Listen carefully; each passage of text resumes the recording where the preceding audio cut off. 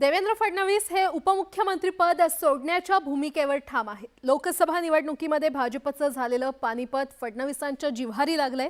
लोकसभेतील पराभवाची जबाबदारी घेत फडणवीसांनी उपमुख्यमंत्रीपद सोडण्याचे संकेत दिलेत। पण फडणवीसांच्या या वक्तव्याला अनेक राजकीय कंगोरे असल्याची चर्चा आता राजकीय वर्तुळात रंगलेली आहे। पाहूयात। मी भारतीय जनता पक्षाच्या शीर्षस्थ नेतृत्वाला ही विनंती करणार आहे की त्यांनी मला सरकारमधून मोकळं करावं। लोकसभा निवडणुकीच्या निकालाच्या दुसऱ्याच दिवशी उपमुख्यमंत्री देवेंद्र फडणवीसांनी मंत्रिपदावरून पायउतार होण्याचे संकेत दिले होते। फडणवीसांच्या या वक्तव्यामुळे भाजपत भूकंप आलाय, कारण लोकसभा निवडणुकीच्या पराभवातून सावरण्याआधीच फडणवीसांनी हा बॉम्बगोळा टाकलाय। मी भारतीय जनता पक्षाच्या शीर्षस्थ नेतृत्वाला ही विनंती करणार आहे की त्यांनी मला सरकारमधून मोकळं करावं आणि पक्षामध्ये पूर्ण वेळ काम करण्याची त्यांनी संधी द्यावी।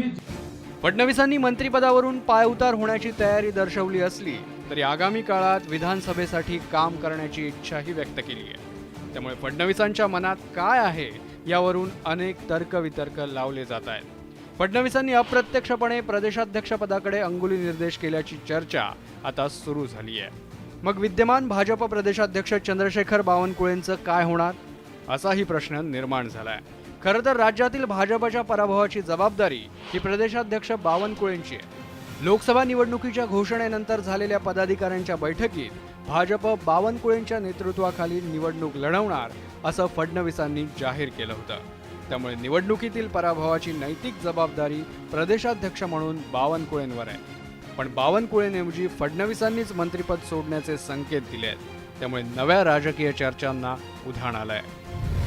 लोकसभेनंतर आता राज्यात विधानसभा निवडणुकीची रणधुमाळी सुरू होणार आहे। येत्या 6 महिन्यात विधानसभेच्या निवडणुका होऊ घातल्या आहेत। महाविकास आघाडीनं लोकसभा निवडणुकीत जोरदार मुसंडी मारल्यामुळे महाविकास आघाडीतल्या नेत्यांचा आत्मविश्वास दुणावलाय। तर इकडे महायुतीचे नेते लोकसभेतील पराभवाच्या धक्क्यातून सावरलेले नाहीत। त्यामुळे भाजप नेतृत्व फडणवीसांच्या निर्णयावर कोणता निर्णय घेतं याकडे राज्यातील भाजप कार्यकर्त्यांच्या नजरा लागल्या।